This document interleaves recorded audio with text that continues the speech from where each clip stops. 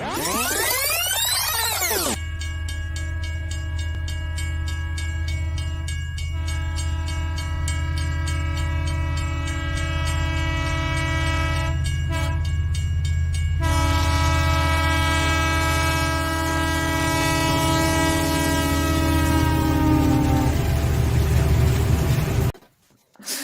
know, it's a lot, that intro. I love it. It's got the Doppler effect and everything. It's great. Yeah, I'm pretty sure I made that, like, if you ever get in those, like, intro or video making, like, moods, yeah. Anyways, hi and welcome to the Nostalgia Train Book Club for our December live show discussion, where we'll be talking about The Golden Compass by Philip Pullman. And sorry, my camera's just going to randomly go out of focus while I'm talking, because that's what it does. It's the dust, y'all. I am Violet, the conductor of this crazy train, and here on the Nostalgia Train, we like to read YA and middle grade mega hits of the past and discuss them from our viewpoint as writers. And what else do I have to say on the intro? Oh yes, we're doing a readathon next month. Stay tuned for more information about that. I should have the links in the description. I never know if I do. And oh yeah, I always, when I introduce my co-hosts, I like to ask them, or I let them introduce themselves, what their experience was with the story in the book going into it. Have you read the book? Were you familiar with it? What was your first experience? Have you seen the film or the TV show, etc.? For me personally, I was a complete Golden Compass noob. I remember hearing about it when the film came out. I think it was, 2007? Right. But I never saw the film. I remember hearing about it. So all I really knew about this book was like a girl, polar bears, Nicole Kidman. And then I heard people say it was a bad adaptation. So I never watched the film or read the book. And then a couple years ago, when I was getting back into reading, I saw like a really gorgeous like bind up of the 3 books together. And it said, His Dark Materials. And I was like, wow, that's a gorgeous title. What book is that? And I was like, what? That's just the Golden Compass? Like, I had no idea that it was the same thing. So that was my first experience. So I was a first-time reader. Caitlin, how about you? I was also a first-time reader. It's been on my shelf for a few years now, the whole trilogy in a box set, but I haven't read it. Oh. And I never read it when I was a kid. And it's the same situation with like the movie came out and I knew about it, but I never actually watched it or read it. And then the TV show came out on HBO like 2 years ago and I wanted to watch it, but I was like, no, I have to read it before I watch it. So then I got asked for the box set for Christmas and haven't read it until now. So I guess you can also introduce yourself. I kind of just bulldozed right in. Also, hi, I'm Caitlin Ash and my channel is A Barista's Writing Journey. Hello, I'm Katie. I also make writing and reading content. And I'd actually read The Golden Compass. I've read The Golden Compass twice before now, but neither as an adult. So I read it first when I was in like elementary school. Maybe I was like 10 or 11. So right around the age Lyra was. She maybe had a profound effect on me. I don't know. But, anyway, and then I read it again when I was in middle school. So like a couple years later, like 13, 14. And I hadn't read it since. And obviously, when I was a kid, I loved it. And now reading it again, I was like, wow, I miss like all of the subtext and all of the undertones that are running currents through this entire book, because my remembrance of it was like fun bear fights and like demons that shapeshift and child stealing people. And like, yes, that's in it, but also there's so much else in it that I had no idea as a child. So I'm really glad I reread it as an actual adult now with a fully formed brain. And maybe it's my turn. Yeah, go ahead. I'm Michael C.B. Chen, and on my AuthorTube channel, I do live streams for writing and reading Fridays, 3:15 Eastern. And I'm totally a newbie also to the Golden Compass. I only learned that it was a trilogy when I was in the bookstore, I think, looking at the books and, I saw the others. I might have seen just 1 or 2 copies of the others also there to the right. I was not sure if I'd seen a bit of the movie or not. But now that I've read the book, I realized, because nothing rings a bell or anything, I realized I didn't I didn't catch any of the movie. Actually, Nicole Kidman being in it just rings the slightest bell, but that's it. So Yeah, I'm I not, feel like I remembered seeing like the advertisements for it. Mhm. yeah. So I mean, I know of the movie, and now with Caitlin, I know of the show also just now, right? And I haven't done any like Googling or back reading on Pullman or the trilogy or the book or anything. But I have read the entire book word for word, so there's that at least. That's great. Katie, did you continue on with the series? No, I only ever read the first book, Okay. and when I was a kid, I didn't realize that there were other books. And then I think the second time around, I was reading it in middle school. I was intending to read the other two, and then didn't. So I just ended up rereading The Golden Compass, and then being like, yeah, that's fine. That's good. That's all I need. Yeah, which is weird because it kind of, well, hold on, maybe I should put up the spoiler spanner. It does kind of end on a little bit of a Cliffhanger. cliffhanger or literally cliffhanger. yeah, it definitely ends off at a point where like, what's going to happen now? Okay, so yeah. That's quite the banner there. Yeah, because I was so confused about the title of this book, I just wanted to make sure that everybody was clear what we're talking about. I keep forgetting what I was going to say. So I've done these book club chats a few different ways. I've had like very strict discussion topics, and then I've had like no discussion topics, and we just wing it. So you guys have already seen my sort of live show list because I send that always to my co-hosts. So I don't know if we just want to jump in, start talking about it, or give our overall thoughts first, and then jump into designated topics. How are we feeling? I'm good to just jump in. Yeah, just dive into it. I mean, we'll talk about like if there's anything we want to everything. talk about in like chronological order from start to finish of the book. If we have anything that's like that, I don't know if we're organized or. I have to say, my expectations going in were so high. Like, I love bears. I love like cold, wintry vibes. That's something I really love. And when we got in the beginning and like I realized there was like aeronauts and this kind of world, I was like, oh my gosh, this is awesome. This is like everything I love. And then all of a sudden it got like kind of boring. Oh. You mean like right around sort of like Jordan College and like the beginning, like, oh, he was going to be poisoned. I was like, oh my gosh, we're starting off with a bang. This is great. And then it got really slow.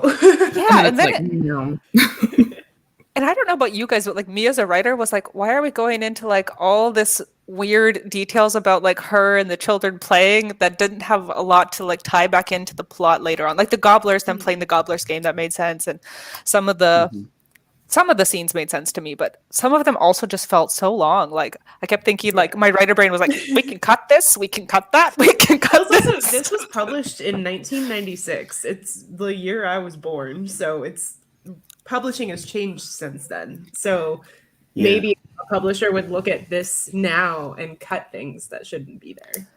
I was thinking about this. Yeah, this book was published 1996 by Scholastic UK. A year later in the US, or a little bit later in the US under the Golden Compass. We'll get to the name change. I want to discuss it. I really want to discuss it.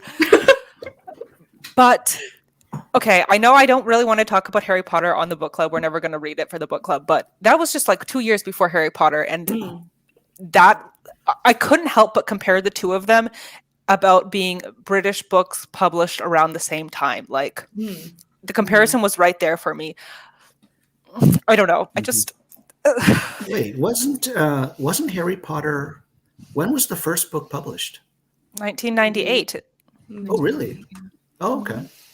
Yeah, I think it was also Scholastic and who published it too as well. Yeah. So they had those similarities that kind of I couldn't help but compare them a little bit. The Golden Compass. Now that I think thing. about it, I thought it was like 97, but yeah, right around there. I feel like, well, I know with Harry Potter, I feel like it didn't take off in the US till 1 year later. I think it Okay. usually was like Mhm. that in the 90s. Publishing took Yeah. a year to cross the ocean. Well, I feel also it didn't get super popular in the US until the second or third book, I think, too. Yeah. And also with the movies, right? I mean, they surely Yeah. launched the books Yeah, they did. Yeah. more, at least. But Wait, actually, what there were we was, talking about? you know, the part I kind of made a little bit of a mental note of this. After the whole beginning scene with Lyra in the wardrobe and everything, as we've kind of mentioned, you sort of sense that, okay, that's all, that was good, but it's all done with now. Where's the story going to move now, right? You get this feeling it's going to move somewhere. And then it just moves to like the master and the other older guy or something, like sitting in the library talking about politics. Yeah. And I remember thinking like, oh, this is interesting. Is this where the story's going to go? And then I'm like, wait a minute. I'm like 40 years old. And then I'm joining this. Like, is this supposed to be like a YA book? Or I was a bit confused. But it only lasted a few pages, and then it did kind of move on to like Jordan College and the stories of Lyra, like with her friends and with Roger, like running across the rooftops and stuff like that. So, Which, like, but the like, point of view was very omniscient in this book. Yeah. It would switch a lot to like, mhm. oh, these are these adults talking about Lyra, Yeah. and then it would go back to Lyra. Yes, Yeah. that's very true. Which is something I personally just didn't enjoy. Like I was like, I prefer a very close narrative, and I definitely, sorry if you can hear Bear. And I think that's something that's different than Harry Potter, because Harry Potter, from what I can remember, except for the prologue, is very much in Harry's head, and it feels much more like a children's book. That as he grows up, like obviously the prose matures and he matures and stuff like that. But with this, it's like, it's very clear to me that an older guy or person, doesn't even have to be a guy, an older person wrote this for children, but hasn't written for children before, because it doesn't feel like a child's book, especially because when I read it as a child, there was so much that went straight over my head and I didn't care about. And like reading it as an adult, I understand more about it. So I think there is a really big disconnect, I think, between this being like middle grade or, you know, YA, where it's something that both like an adult Was the reading this discussion to their topic. child. segue. With like, and I was reading kind of like reviews and stuff of it on Goodreads, and how someone brought up that it's something that a parent can read to their child and they both get different things out of it, where they both enjoy it. Yeah, it's almost like fable-like in that way, whereas like a child will take something else out of it, but like even as an adult, you can understand what's going on behind the scenes, because there is a ton going on behind the scenes, and they do touch on it. Like we were talking backstage about the Scoresby and Serafina conversation. Like that is something that as a child I would have just been like, next please.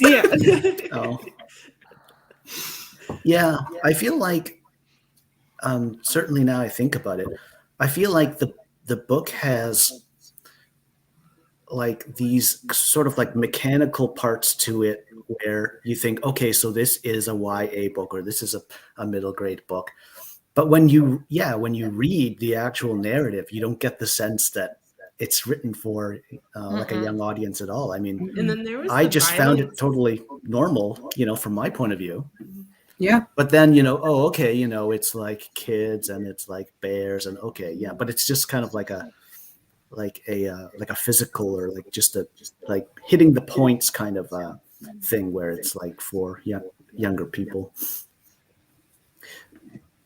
Yeah, the but, violence you know, of the polar bears, I think, too. Like at the end, how like, how the one bear king, I kept mixing up the two names because they're both They're so similar. Yeah.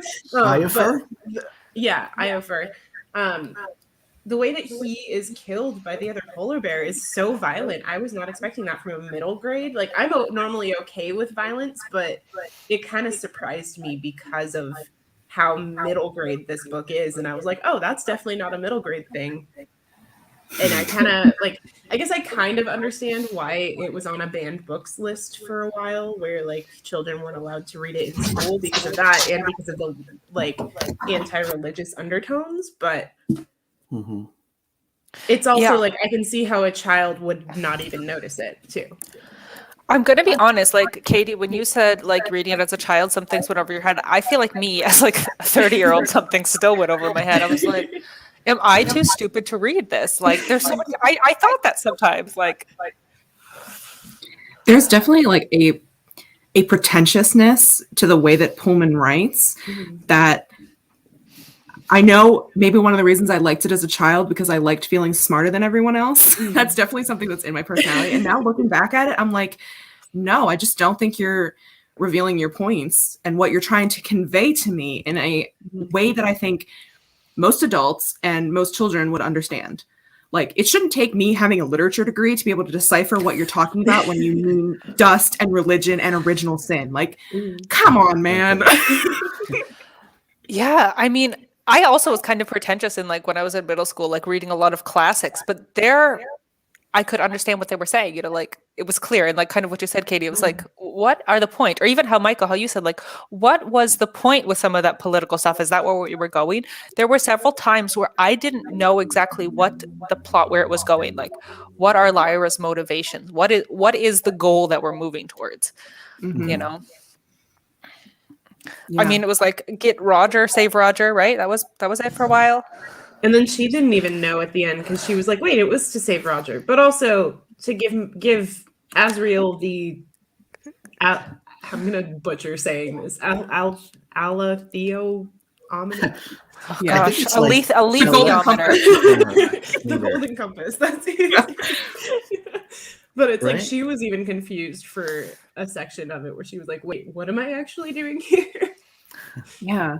And like, I understand she's a child, and I think that part was done well. But at the same time, when you're flipping back and forth between like adults having conversations and then Lyra listening to the adults' conversation and like how she takes things, it's just like, it's a very big disconnect between them. Cause I'm like, what do I really take from it? Do I take what Lyra is saying and what she's thinking to herself? Or am I supposed to be like really honing in on what the adults say is accurate for this political world we're living in? And also at the same time, like Lyra doesn't have all the information. So like at some points I'm like, you dumb. But also I know why you're dumb. But I hate feeling like I have to sit here and watch you be dumb when this is something that could have been avoided. So it was a little frustrating. She's also a little master manipulator at the age of 11. Like, what's she going to be like when she's 30 if she's this young? Oh my God, she lies so much. Maybe like her mom. Oh God, yeah. Oh, The apple yeah. doesn't fall far from the tree, right? And her father's not a peach either. I'm going to be honest, I didn't like see that coming, but I wasn't really at a point where I was like predicting anything because I had no idea where the book was going. Like I was like, when is the snow going to show up? When are the bears going to show up? Like these, I wasn't even asking myself like, who are Lyra's parents? What are, like I wasn't even thinking about those questions. I just cared about snow and bears. I was proud of myself because I figured it out like the chapter before it was revealed. So, and then I was like, so no, which they one? wouldn't do that. And then They So did. for which parent? You mean for her mom? Right? for when it was revealed that it was her mom and her dad. Right. Okay. Okay. Oh, I don't remember. I think I just realized like maybe like a line before, and I was like, oh, is that Oh, look. I think it was at when she was like helping serve people at the party and they kept making the comment, "Oh, you're her daughter." And she was like, "No, I'm her assistant." And then my brain was like, "But what if she was?" Okay, I definitely didn't think of it that early. Definitely funny reading those scenes again because like I remembered who her parents were. Yeah. It's like reading those scenes and reading about Mrs. Coulter and like how she interacts with Mrs. Coulter when she first meets her.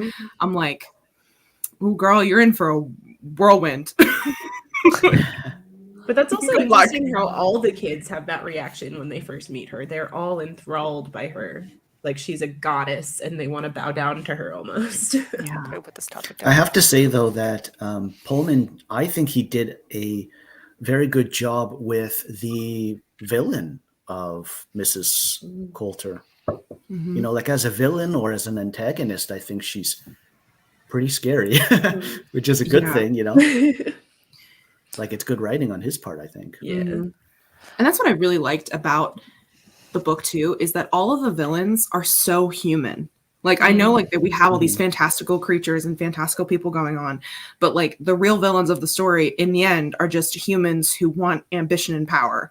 Like all the horrible things that happen aren't because of some cataclysmic, you know, magical thing that's going on. It's because of human nature. And I mean that's like Pullman's like mostly his entire point. But I thought that was also well done as well. So I agree with them. Yeah. I Yeah, there's also no. Oh, go ahead. Violet. I enjoyed about the demons, like because I was kind of bored and waiting for the polar bears in the snow. Like I was like grabbing onto any information they were giving me about the demons, and I really liked that they sort of didn't info dump it, and he really spread the information about the demons throughout the whole book to where there was things about the demons that we didn't even learn until like the last bit, and I was like, Yeah. I tip my hat to that one because. You know, he could have very easily just info dumped at the very beginning. This is demons. This is how they work. This is, you know, what they are. And I was like, what are these demons? I had no idea. I really had no idea. Yeah, I totally noticed that too. How he spread, like I like the motion you made, almost like it's like a lot of butter on a piece of toast or something. But he spread it out really well over the course of the book, the sort of lore and all that. But at the same time, it's not like we were missing that information before we had it. Like we didn't need it either. It was just like information every time it came. It was like it just enriched the story and it made you think, oh, okay, you know, or where it was like interesting. actively part of that part of the plot, like when Lyra and Pantalaimon like are separated while Pantalaimon's like digging through something, and you kind of go through Lyra's pain being so far pulled away from him. Oh yeah, I remember. Oh, or like when she's in the crypt and steals this coin from the skull or whatever. I was like, oh, that was cool. I like that. Pretty cool. I didn't realize until like a couple chapters after that it was actually like the daemons attached to the coin. I was kind of like, what is the relevance of this? And then I thought about it. Yeah, actually, I think, is it pronounced daemon as opposed to demon? No, Because I'm it pretty is sure it's like DAEMON, right? But you've got that character there that looks like the AE. Yeah. So no, I'm I looked assuming it up. it's It says demon when I looked it up. demon, huh? Not Damon? Okay. I don't know why he spelled it like that. Again, maybe just trying to be pretentious. Maybe. Or being different, not like the other girls. Or maybe to like try to hide the fact that like Censor himself. Yeah. So he's not As just he writing actively about demons. bashes the church. I mean, the church already hates him enough. It's true. We should have just gone with demon. Full on demon. Yeah. Yeah, who knows? Always with the books, when I go in unknown, I like to not look up too much about it. So I really tried to avoid going into a deep dive into some of the things about the book, but I had to check a few things out. I found an essay that Philip Pullman wrote on how he hates C.S. Lewis. Yeah, I heard about this. I heard that he had the C.S. Lewis feud. Yeah, and that, so this series was basically his response to C.S. Lewis's series with Chronicles of Narnia, where it's like Chronicles of Narnia was like about pro-religion, and this is his anti-religion response.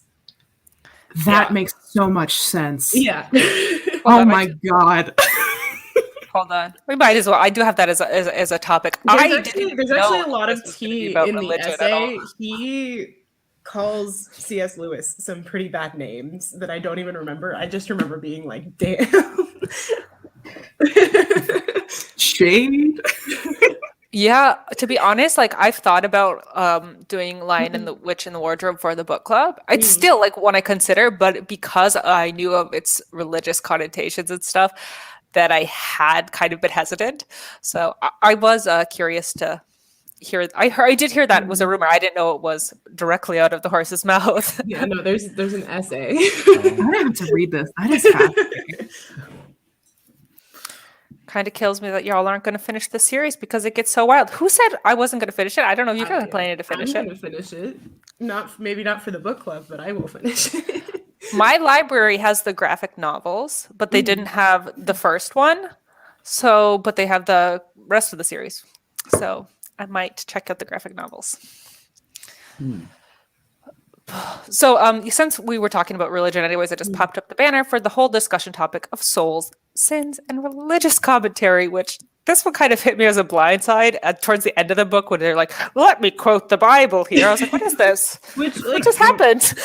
my thought was like, I don't own a Bible anymore, but I wanted to like compare because the word demon was in there.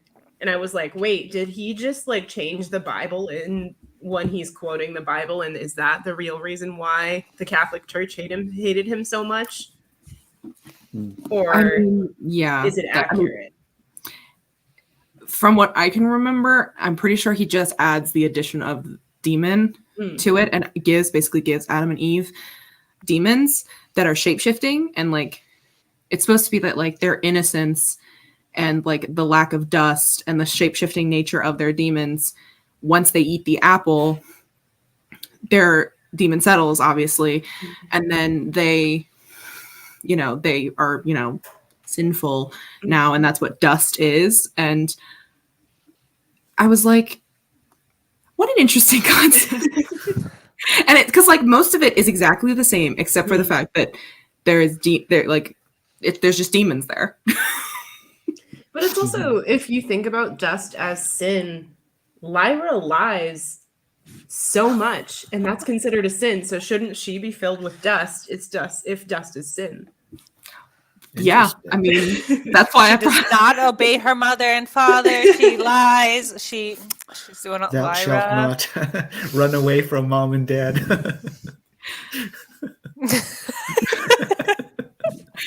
But that's what I think is kind of interesting, though, about the book is I've noticed that it isn't as if Pullman is like directly attacking the idea of having faith in something, but to me, it was more of like the corruption of the church. But I actually had to stop myself from making that joke. But also, is it a clue? Is it on purpose? Feels like it might be. Really? I mean, though, would you really describe her as being a liar? I mean, she's a smooth talker. She's a clever, smooth talker who knows how to kind of trick people and get her way. Does that make her a liar? Much a like exaggerator when she tells stories, though. But yeah, I she's never not thought of her afraid as a to be liar. bad, though. Like I said, even Yeah. back to that scene where she steals those coins from the whatever catacombs. Yeah. She's really not afraid to just be a complete mischievous, rebel doing at least. whatever. Mm-hmm. But I almost feel like she does that because she is in such a strict and stifling society. Like the Jordan Masters are they're like trying to push her into this mold, especially now that she's like 11. That's why part of the reason why they wanted her to go with Mrs. Coulter was to learn how to be a woman, be feminine. And that's something that Lyra doesn't want. So I think she pushes back against all of these traditional things and all of the things that are constructed around her. And she makes her way through them also by playing them for, they expect one thing from her. So she shows them that while also manipulating them, which I think, wow, pretty clever. What is it? Lyra Silvertongue? Lyra Silvertongue. Although I did like how there was a portion when she first arrived at Bolvangar, I think is how you say it. I think it's like Bolvangar. Bolvangar? Bolvangar. I don't know. But when she first arrived there and she was like, no, this happened to me. And the guy was like, no, this happened to you. And I was like, he's trying to gaslight her. And she was like, no, not at all. Like, so. Yeah. Well, I still have this banner up. I want to dive a little into souls and the idea of the demons being their soul and the armor being the bear's like soul, because like I don't know, like this concept was kind of like, it was a cool concept. It was one of the things I really liked about the book. Like, and I could see myself as a kid really like attaching onto the idea of kids having demons and them shape shifting. And a little bit about the religious thing. The whole time I was thinking when they were like quoting that Bible stuff, I was thinking me as a kid, like I was really religious as a kid, I would have ate this up. In the Cirque du Freak live show, at the beginning when Darren Shan is like, this is a true story. And I was like, I believed that as a kid. I would have totally been like crazy about this as a kid. Like if I would have made it to that point in the book. I wonder, like, if there are quizzes out there that's like, what would your demon be? Kind of how there's like Patronus quizzes, which I guess also can be a parallel between the two. Yeah. I smell a new quiz coming. But it's like that got me thinking, because it's like everyone, once people become an adult, their demon is kind of who they are underneath and everything. So it was just kind of fascinating, and how like with the children, their demons change to how the child feels at that moment. And it's just interesting, the concept of like, oh, like once you hit puberty and become an adult, it's like, is change possible though? Like because people change like within a year. Like I wonder if there are any adults in the world that their demon has shifted. Say they turned 40 and they wanted to make a change, and all of a sudden their demon is something else at 40. Yeah, because you think like there can be life changes, tragedy and grief and things that really change you like in real life. So yeah, so in that sense, it's really just about physical age and about puberty and growing and chemicals in your body and stuff like that. And it's not anything beyond that as far as Pullman's concerned, right? Yeah, but that is kind of almost brings it back to like a Harry Potter thing about like being sorted into a house. Like you're 11 years old, you're sorted. This is who you are the rest of your life. This is what your traits are, which never made sense to me, but okay. Yeah, I don't know that I'm really that interested in the whole idea. I think I'm more interested in the like human demon, shared sort of soul or shared bond kind of idea. The bear and the armor idea to me is kind of beside the point a little. I mean, especially considering you can just make your own armor. Yeah, it doesn't have to be weird. Good or well made or anything. It just has to be made of sky iron, which is iron. I don't know. Yeah, the bear armor part to me was just like, I went with it for sure, but it didn't inspire me, I don't think. I totally agree with you on that one, Michael. The armor being the soul felt a little also like out of left field. Like what? Yeah. Okay. That makes me wonder because what's his name? Iofer. Yeah. I feel like Iofer. Because he wants to be a human so badly. He wants his own demon so badly. I wonder if he ever tried to make his own armor at all, because I wonder if there's like the whole concept of, do the bears have to make their own armor for it to be their soul, or because his was probably made by someone else with his soul.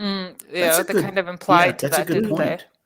they? Yeah, because Pullman doesn't, I don't think, really get into that. No. I mean, he does say more than once that Irek, right, or the bear, right? Yeah.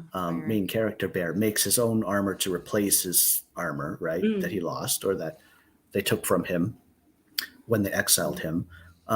But then they do talk about the king's armor or Iofer's armor, right? And it's like gilded and gold, and it's like meticulous and polished and everything. But Pullman definitely doesn't say that he makes it. Like he doesn't make it himself. But who made it for him, and why is it his? It also seems like it's never been given to him, used or what? Either. Where it's like it's definitely been used, and it's been like formed to Irek's body too. Right. Oh yeah. Wallace is suggesting that he may have been using it as a metaphor. I think that makes sense. Kind of trying to like associate so Lyra understands why he cares so much about his armor almost. Yeah, like just translating it in that way of calling it a soul.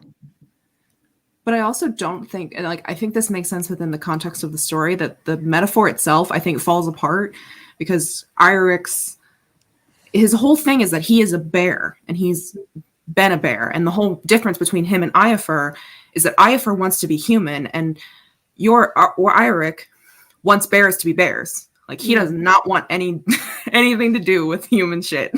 He's like, why are we in a palace? What are y'all doing? You're crazy. Wait, I have a question though. Did the Iafur, whatever his name is, when they first mentioned him at the beginning, did they say he was a bear, or did that just go right over my head? Well, they called him, it's like a Panzerborn. Yeah. Yeah, And see, Lyra didn't know what that was. No, And but okay. I think they did. Is the bears. Yeah, I think they did say though that he was a bear.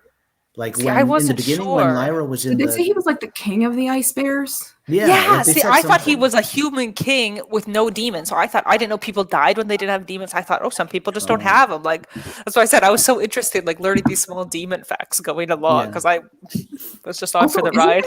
Isn't there Egyptian who? So throughout the entire book, everyone has a demon of the opposite sex that they are. But I think they mention Egyptian who has a same-sex demon. Yeah. And I thought that was like a cool thing to just Yeah. kind of put in there. And I'm like, Yeah. whoa, do we have a trans character here? Oh, that went over my head. I missed that. Yeah, I think it was something I like that. remember And I was that, like, but I didn't remember the details of it.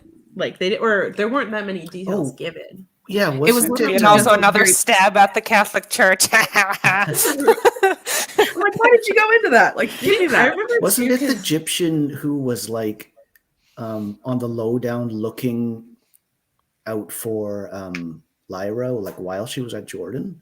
Like he was like a kitchen, like he was working Oh, in the, yeah, I think it was like him. in the kitchen or something, and then Yeah, she did have that word with him when Roger went missing at first. yeah. Was it him? I think It was so. someone. Yeah. It was I'm gonna definitely be someone who honest. wasn't really Yeah. that much. It was Yeah. a kind of at the beginning. There was a lot of character soup. Actually, I think because they all had very long names, the Yeah. names started getting a little bit mixed up to me. That's why I was keeping a list. I Were you noticed checking it twice? John Fa, his demon was never mentioned as to what it was, and it wasn't until like a chapter after he was introduced that it was mentioned that his demon was beside him, but it doesn't specify what animal his demon was. Because I remember I was specifically like looking out for that when we met John Fa, and I was like, it doesn't tell us what his demon is at all. It's like a wildcat or something, right? Of some sort? Or is that, what's his name? No, that's Father Father Coram. Father Coram. Yeah. Oh, One helping her I don't research. remember anybody's demons. All I remember is the monkey. I remember when they introduced the cat that was Father Cardum, whatever his name is. Yeah. When they introduced his demon, I was like, they didn't introduce us to John Fa's demon, and that's when I noticed that because we met them one right after the other. Yeah, I think you're right. I think you're right. Well, Because I don't remember either. some shade. What's this all about? Because I Katie's- create long names. Katie's also infamous for hard to pronounce names. Oh, okay. I hope I don't have character soup though. I mean, character soup is the hard because like literally 90% of the people we meet in chapter 1, not important. to the Well, that overall was my story. issue because when I started taking my thing, I started writing down names, and I was like, "Is this person really important? I don't need their name." Yeah. And It's then literally suddenly only they are. Azrael who's important, who we see again. And when they have that political chat, that discourse, really basically all that comes out of that's important is the general ablation board, right? Or whatever. Yeah, which doesn't everything Lyra else. find out later at the party? So like we literally could have just learned it with her. Yeah. That scene could have been entirely cut, but they keep like throughout the entire book, there are so many adults that are just like, Lyra has this destiny, but she's not allowed to know. And they kept like punching that into the ground. Mm. And I was like, It's really weird. Do you think this story would have worked as an adult book? You mean like with a little bit of adjustment? A little bit of tweaking, obviously. like with Lyra being an adult or like her I still think being... you could. I think you could keep her a child, depending how you frame it. I think it would work. I might argue it's already an adult book. Mhm. I might be apt to believe you. You know, I hate to, I won't take us off course or anything, but it makes me think of Winnie the Pooh. Have you guys read the original Winnie the Pooh I by don't think A. so. Milne? And then there's the second book, The House at Pooh Corner, and there's two more after that also, even though those two are different because they're works of poetry. But anyway, with Winnie the Pooh, and Winnie the Pooh is one of my all-time favorites. Okay, I will say that, along with the second book. But you can really read that as a really young reader, and kind of get everything, I think, because it's just because it's so simple, right? Like it's just these animals in the forest and whatnot. Yeah. Pooh going around visiting his friends and stuff, and they get into like adventures and stuff. But you can basically get everything if you're like 7 years old or 6. But then as you keep reading it through life, you get more and more, but in a different way than, say, like the Golden Compass, where all of a sudden you're just like, oh, okay, I understand what that means. In Winnie the Pooh, what you get is like it's like the book is like a mirror, right? And you look in the mirror and you've changed, so the book changes, right? And so, like, for example, if I were to read Winnie the Pooh right now, I would read it as like not a kid or anything. I'd read it probably as like a potential father or parent. And then it would, like, I'd be looking at it from the other side, right? And there's so much, like, on an emotional level, there's so much more that you get from it, like, as you get older. Yeah. And so I don't really know why I'm bringing this up, but I just feel like that is, like, in a certain way, kind of like a gold standard for me. Like when you think of like children's literature, like it should sort of be like, you can read it and have fun with it when you're young.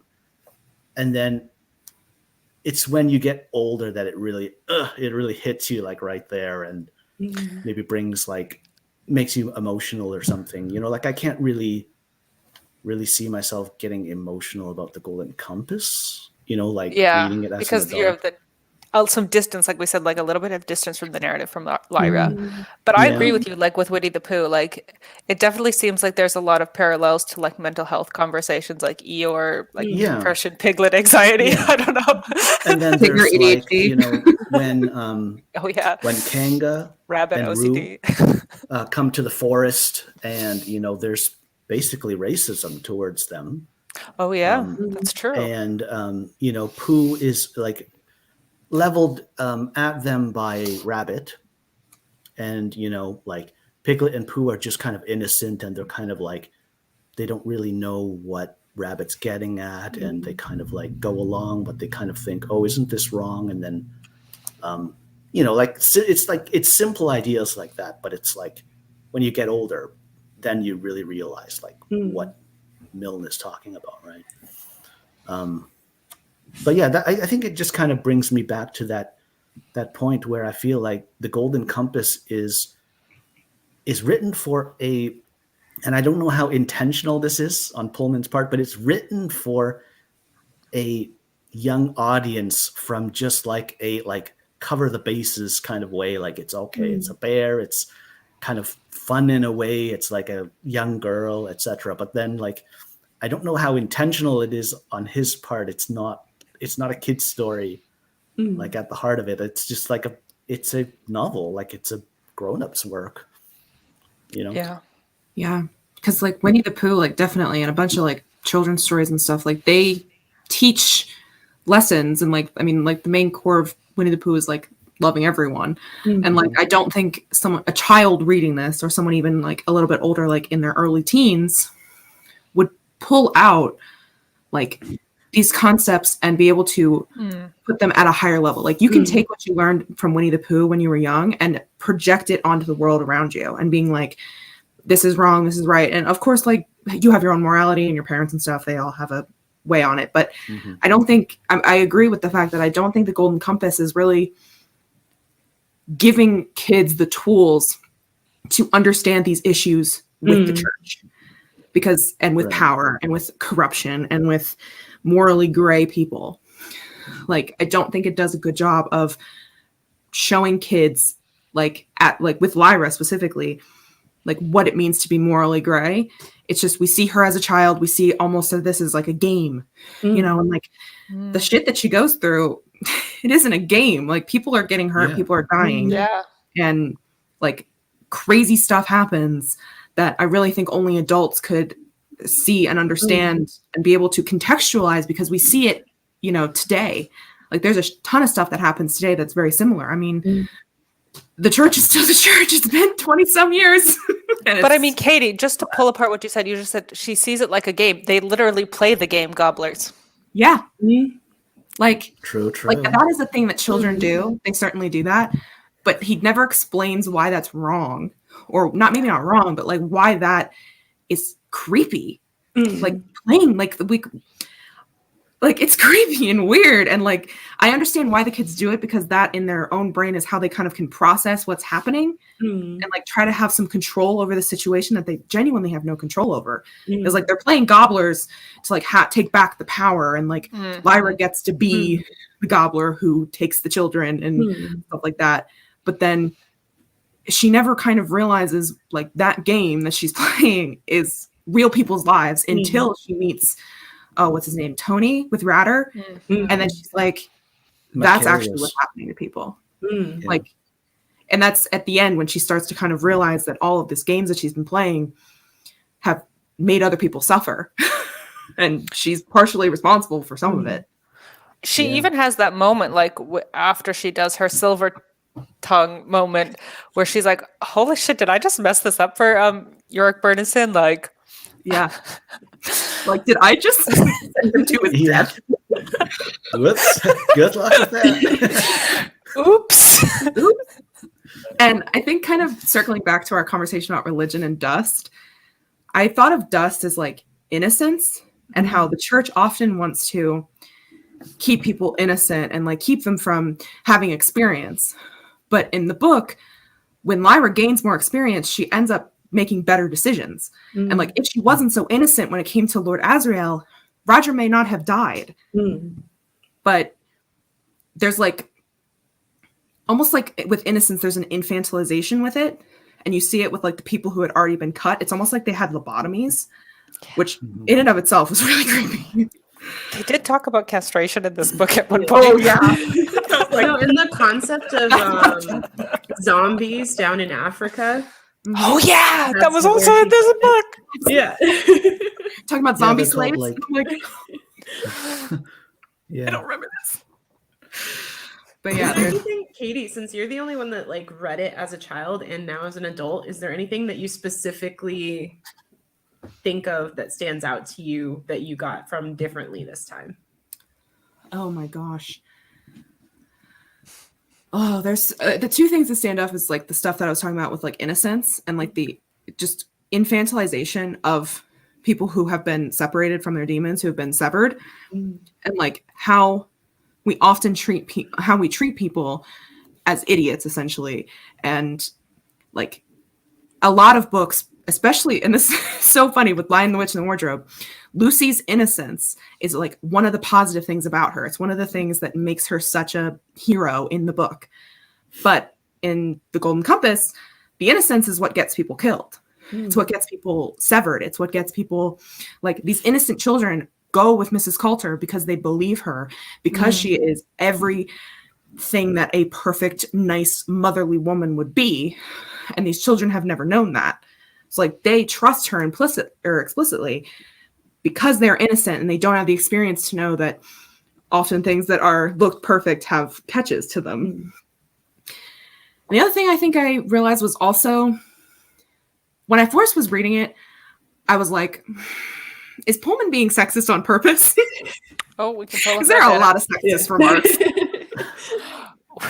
We have a banner for that. There we go. There's an That's app what for I that, noticed that I definitely did when I was a kid, was just how much sexism is rampant in the beginning of the book. Like Lyra's whole opinion of of women in general. Like the way she's talking about female scholars, and I'm like, Right. girl, hold up.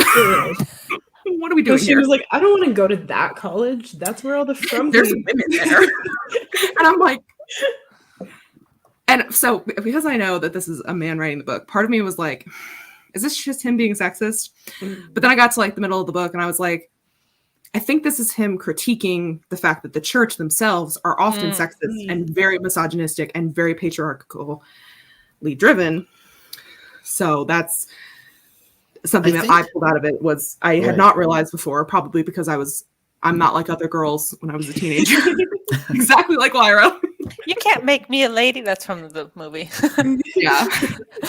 For my 2 cents or 3 maybe, I'd say that it was explicit the way he said it, to the point where I kind of, and I mean, like reading through the whole book, I kind of feel like it was his maybe not so effective way of trying to show Lyra growing as a person, just to sort of say like, okay, you know, this is where she starts when she's still at Jordan and she hasn't experienced all these crazy things yet.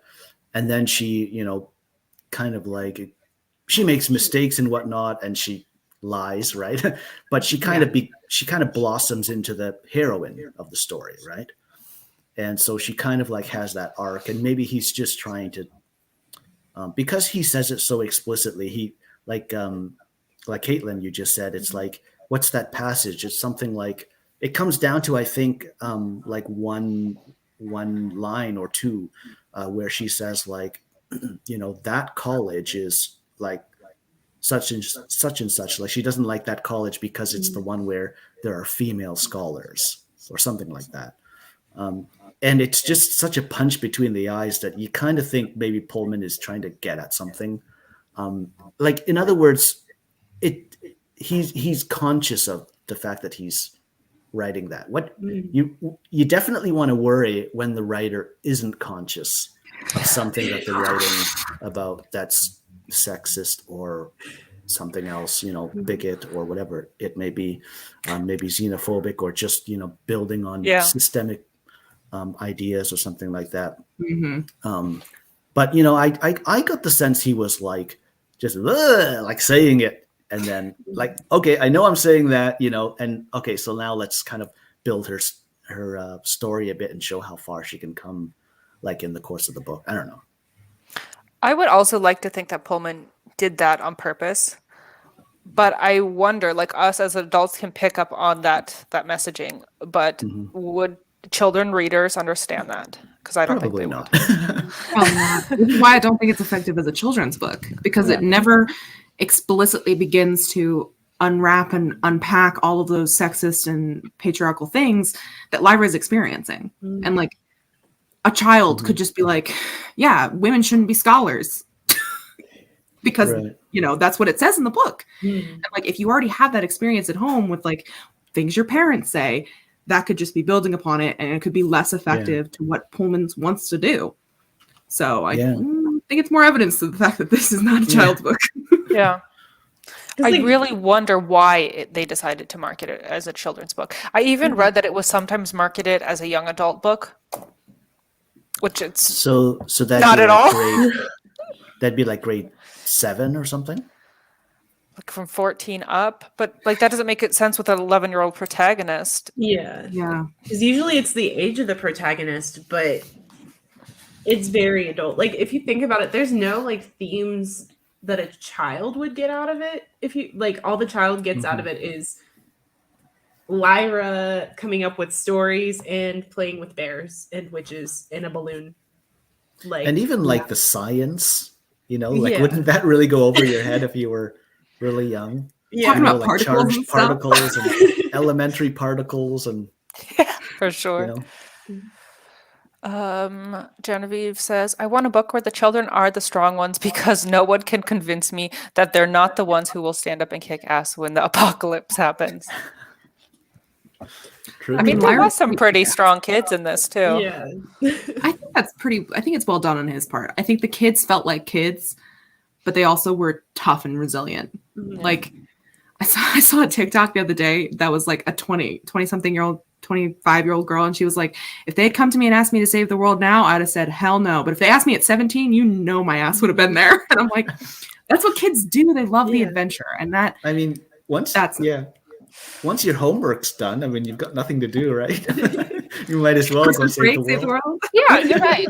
But that's the weird thing about the book is the kids felt like kids in the book, but like the writing style didn't feel like it was for kids. Yeah. Which is such a weird disconnect, which makes me think that he really didn't write it for kids. And maybe the publisher just decided to market it. Yes, And he was I really wonder if that was it. How can you market an 11-year-old as an adult book to people? I mean, the publisher was Scholastic. Oh yeah, and Scholastic is almost entirely children and young adults. That's why I wonder if it was not maybe doing good as children's, is why it was for a time marketed young adult, because I did read that. And because it was put on the banned books list too. Yeah. Maybe they paid to put it on the banned books list so people would read it.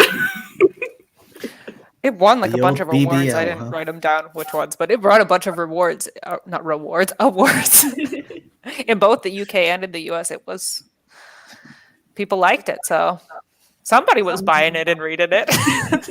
And then Violet, you think- brought up the name changes too. I was reading that because the original title for the entire trilogy was The Golden Compasses, where the first book was The Northern Lights, and that's where the Americans got the name for the first book.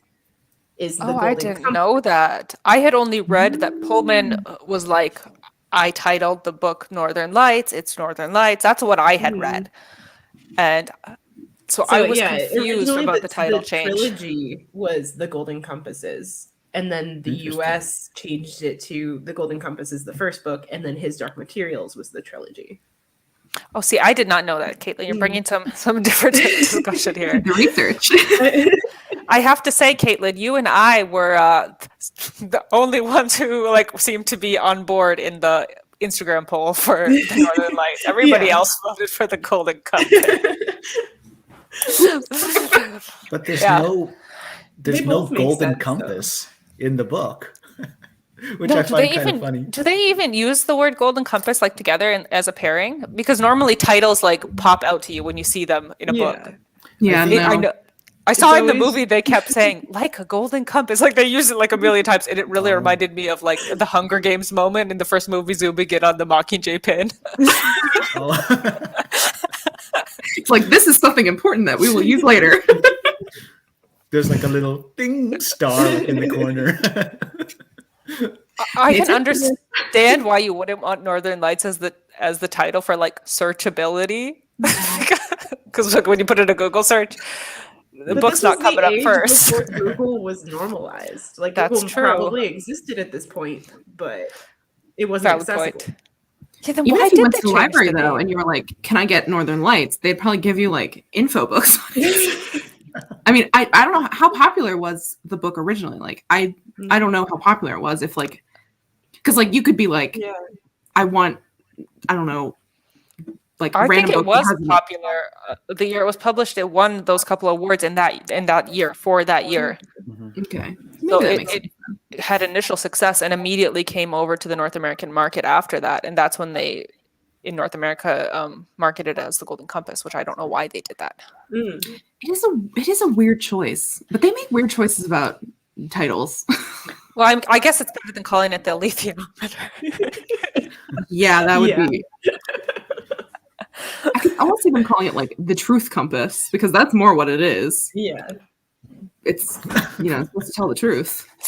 Imagine it was called Demons and Bears. A lethiometer or whatever.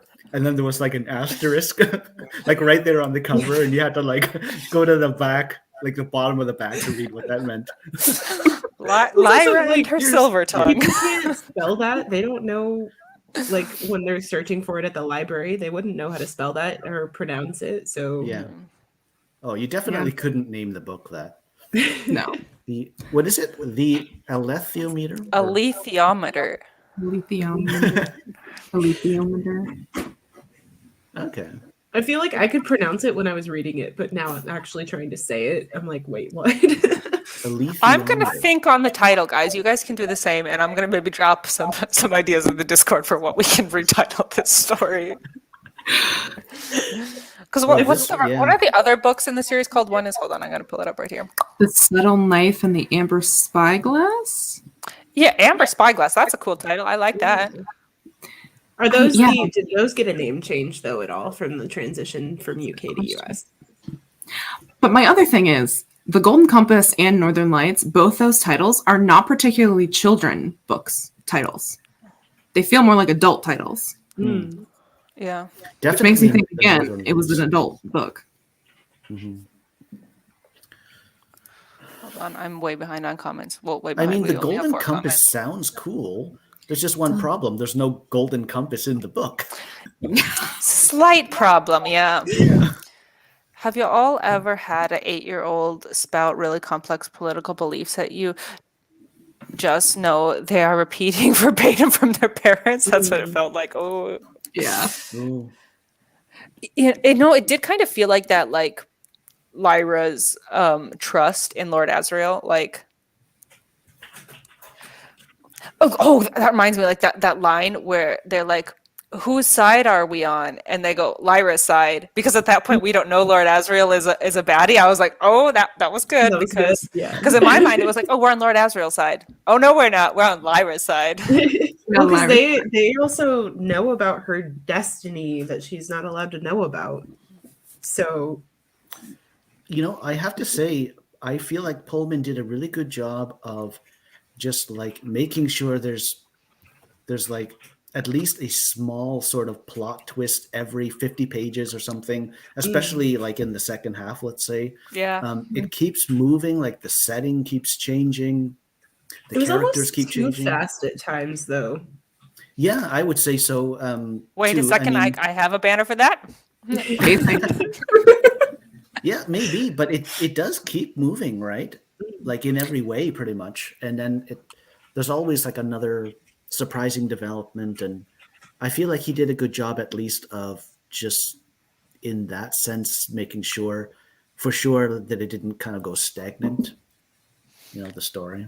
But like compared to the first part of the book, like even like the first half of the book, which seemed very slow paced to me, I did like the second half was really good. Like it was so funny. I was like on Crystal's reading sprints last night, and she's like, "How are you liking the book?" And I was like, "I'm not liking it. I'm really not liking it." And then the next scene I read was like the bear throne room scene where she's like doing. I was like, "Oh my god!" I had to be like, "Okay, just kidding. I really like it.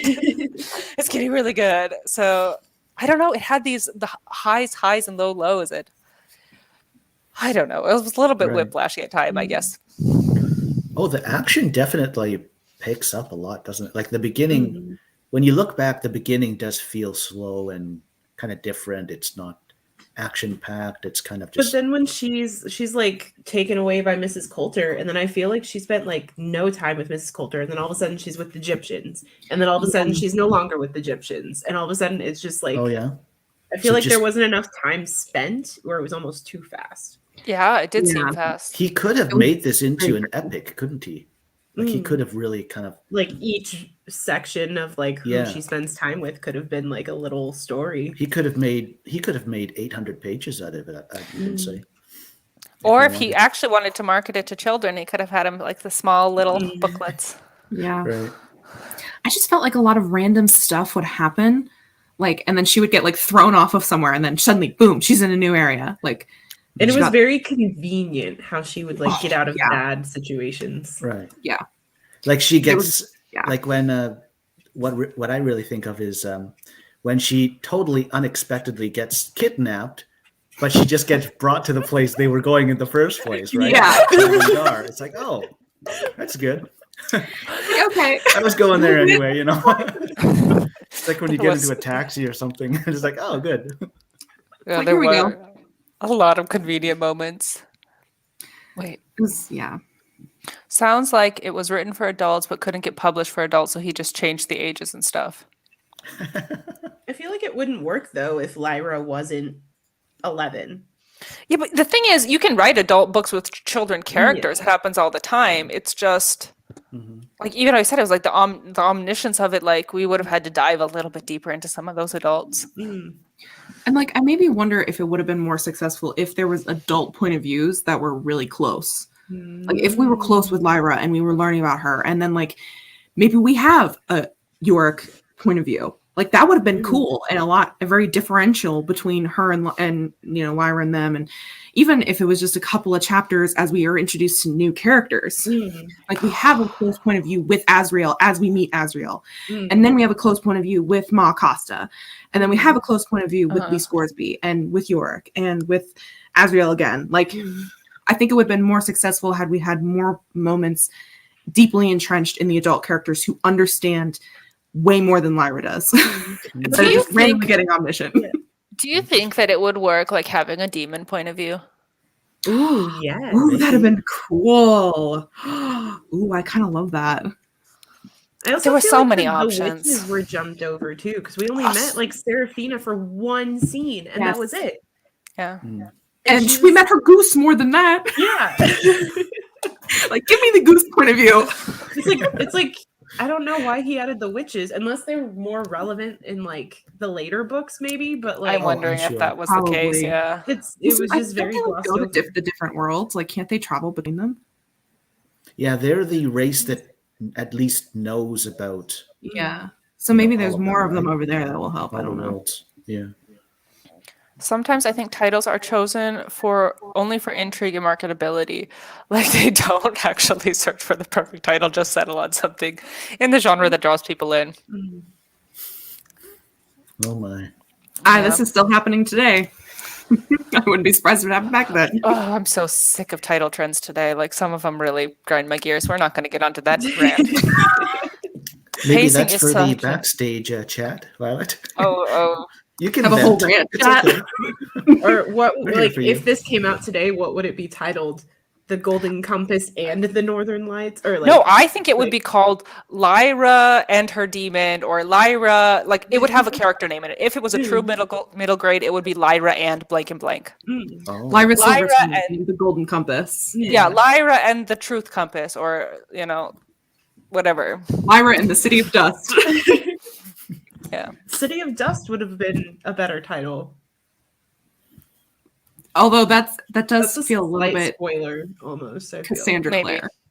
Oh, Well, this A was tale, This a was tale before. of one city. yeah, but okay. I was wondering this while I was reading this, just because Dune came out this year. Do you think Dust was like piggybacking off of Spice? Because I just kept thinking that.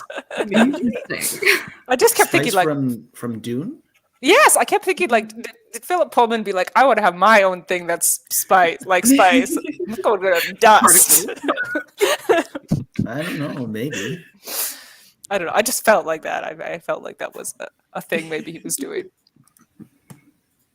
I love this book discussion thing. Y'all doing another one soon? Yeah. Well, next time it's going to be Warrior Cat. I can't. Oh God, I can't wait. If you I'm are with an Genevieve, essay. if you are a Discord user, we have a Discord, and we also have Instagram, so you can check out what's coming up on our trade schedule. Wallace is not here for the multi-point of view, or she's here for not here for the not. Wallace, what are you saying? I think Not she's here just for here to make trouble. Fair enough. She's a troublemaker. Yeah, I mean, go figure, right? The witches are very relevant later. Okay. So that's a lot of things with the pacing. Is like I feel like a lot of the beginning of the book was like putting in all of these threads, and then as we go along, he keeps like pulling them tighter and like being like, "Here's something you learned at the beginning of the book that you now get to understand." Like the whole thing with Iafar wanting a demon, and then Lyra being like, "This is secret information I can use later." yeah. Like it felt very that of like, here's something I'm just like he wrote the book and then went back to the beginning and was like, here are all the subplots that you need to know about, but you don't know why they're there until the end. It's did not my kinda favorite feel way like of pacing a book, but Yeah, it Some of did the- kind of feel like that. Introduce a bunch of threads. We'll get to it later. this is a secret tool.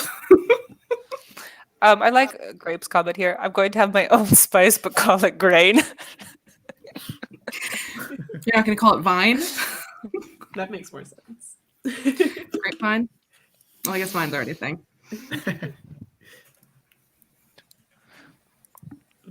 Starting a new book at the end of the year. That's ambitious. Wait, what other topics do we have that we didn't cover yet? Have you got another banner? Yes, I do. We have the free will versus destiny. Ooh. I think I have the page marked for what, because it was a conversation between Serafina and Elise Scoresby, and specifically she says, "All I can say is that all of us, humans, witches, bears, are engaged in a war already, although not all of us know it. Whether you find danger on Svalbard or whether you fly off unharmed, you are a recruit, under arms, a soldier." And he talks about how he wants to have the choice whether to take up arms or not, and she goes into about how it's everyone's destiny to be a part of this war. You don't really have a choice in what you want to do with it. You have to be a part of it. And it's Right.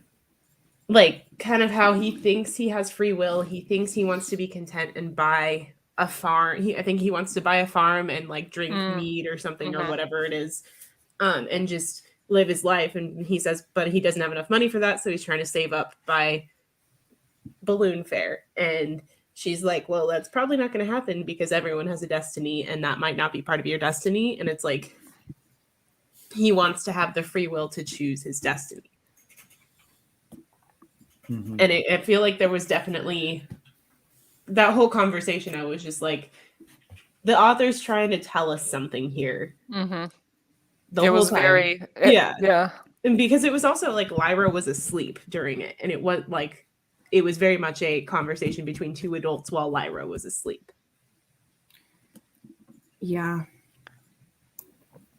But I'll just say, interestingly, as I recall, that conversation started with him trying to sell her on paying him. Yeah, because he wanted Right, to because- get paid more. Yeah, and he was just using that argument as sort of leverage to say, oh, like I'm risking my life, I'm risking all my gear and everything, my balloon, and I don't know what's going to happen. He uses a term. It's like risk something. It's like yeah. putting a certain monetary amount on the risk that he's Insurance, taking. I think is what it was. What was it? Insurance, like risk Yeah. insurance or something like that. And then it kind of the conversation kind of changed into the one of destiny, free will, going into the war or not. That's what I find kind of weird about this whole discussion is like they talk multiple times about Lyra having a destiny, but she can't know about her destiny because she has to like free will pick her destiny. And like by not knowing, she will eventually go on her destiny, which to me sounds a lot like the Protestant version of predestination, where like you have a specific path laid out for you. And regardless of what you choose, you will end up on that path, which is interesting for a guy who is bashing religion to have that be like an entire plot point. And like Lyra does end up fulfilling the prophecy thing because she is a betrayer and Roger ends up dead anyway. Like she still ends up doing the things that they thought she was going to do to continue on with her destiny. So like, yes, she freely chose those things, but also he makes it seem like this was her destiny all along. And she would always pick that choice, whether she knew or not. But they also like kept mentioning that if anyone told her about her destiny, it would be bad and like the end of the world almost. Right. Which doesn't make much sense to me. Yeah, but that just again to me makes it feel like it's a commentary on religion, like the controlling nature of the church, and I don't know, it just really feels like that to me. Yeah. But like these are some good people talking about it, like good guys, theoretically.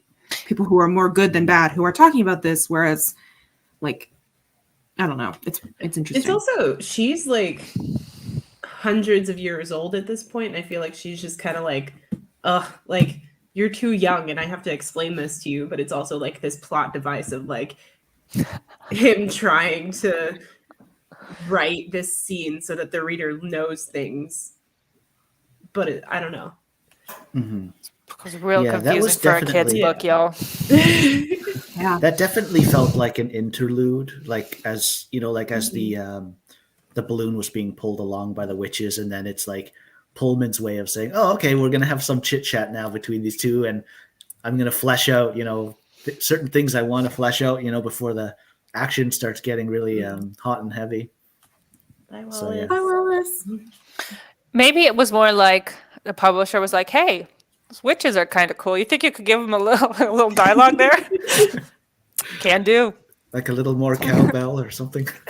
I also feel like the description of the witches, I guess, like when the witches are attacking the gobblers or whatever, there was like the sentence of the witches were flying in and attacking, but there wasn't any like details of what they looked like, what weapons they were using, how they were doing it, and I was just like, can you tell me more about these witches, please? Like, Which is gonna win?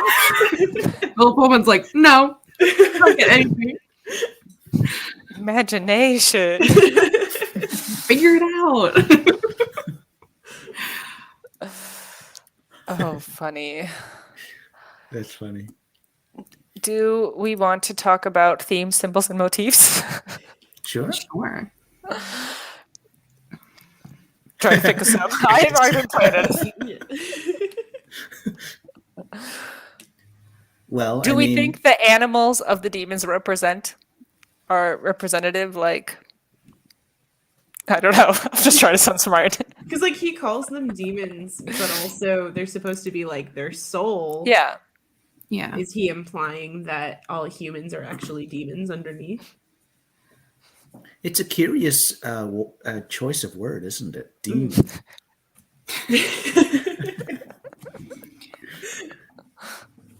Well, I almost feel like he uses demon because in the church, the way that it's described, it's kind of like when a person gets severed or cut from their demon, they lose like all of their passion and their ambition and their creativity. And like, I know there's certain things of like, with my brain always goes to Puritans where they're like, no having fun, no creativity, no lust, no passion, because it all leads to sin. Yeah. And like the idea that like demons have this free will, freedom, kind of concept that is talked about a lot because free will and destiny are obviously talked a lot about in religious constructs. But I almost feel like he's trying to say like they're called demons because the church has, funnily enough, demonized them. But what they actually are what gives creativity and conscious oh my god, the moral compass as well, because there are multiple times that Lyra's like doing things that are bad, or like she's a coward and doesn't want to go in to talk to Eirik, and Pan's like, we're going in there because that's what's right. And like I think it's almost he's trying to do this dichotomy of which the church thinks they're bad and they call them demons because they're evil, but what they really are is the heart and soul of a person. And the church doesn't actually want you to be a good person because like there's no reference to Jesus, I don't think. Like No, there isn't. So clearly he's talking about Old Testament God and stuff and like control over people. I have a question. Do you think the moral compass would have been a better title? It'd have been a little on the nose. That's interesting though. Imagine if they named it like the moral and then like quote compass unquote. Would that be even more on the nose? You'd A be little like, bit. yes. To be honest, I thought like compass. the actual like little symbols on the alethiometer were going to play more into it. Like if we're talking symbols, like Yeah. I thought they were really going to go over them. Like, didn't it just seem like she figured out how to use that thing like real easy? Yeah. And then they were Father Coram was talking about how like people study the books for years and don't understand it, and she's just like, it says this. Hold my beer. And it was like oddly specific at the end there, like, and they didn't like really explain how she got like, yes, this happened and then this happened and then this happened. Like what? What the hell, Like, Lyra? it Like runs on dust, but like she doesn't attract dust, so how can she use a dust thing? Maybe it's because like people who already have dust can't use it. Maybe you have to have that innocence to use it, because none of the other kids tried to use it. It was all adults that was like trying to figure it out. That's true. Yeah. That's true. And Yeah, what but I that- was like, I don't give a shit about this. I think what they're saying is Lyra knows how to speak like old school emojis. Yeah. Means you'd be good at using the lithium. Yeah. That's the real metaphor here, is that Violet is Lyra. Actually, Pullman doesn't even once go through. I think he mentions the number of symbols there are. There's like 36 or something like that. But he never once goes through all of the symbols. He just Was it mentions, in like, the notes? Because like Caitlin and Katie, you said the back of your copy had. There was nothing about symbols in the notes. Okay, I wasn't sure because I They didn't were read also those. Lord Asriel's notes, and if he doesn't care about the Golden Compass, then Yeah, it was. Well, I know it was Isn't it- like he's the one who gave it to the college, right? So he had. Which actually, my edition kind of has picture of like him. kind of has like a picture for each thing, each symbol. Yeah, I really thought it was going to play more into the story, like us Yeah. almost having to play detective and try to decode and desolve ourselves. I thought that was going to be what it was. But I think it would have It had wasn't like that. It would have had to be that 800-page epic to have the words for that, right? To I really wonder get if into there's it. like a side book that's a lore book that goes into it. That's the textbook that they study, maybe. Because I know he just released, or at least it says like on the back of mine that he just released a new series that's set in that world too. So Oh, yeah, I think I saw something about that. Oh, the Book of Dust. yeah, Oh, the 3 novellas. the Book of Dust, and then the Secret Commonwealth Too is bright. volume 2, and it says coming soon, and this edition's from like 2 years ago. So Genevieve is getting inspired to work in that This- YA fantasy. it also does say ages 10 and up on my Yay. copy. So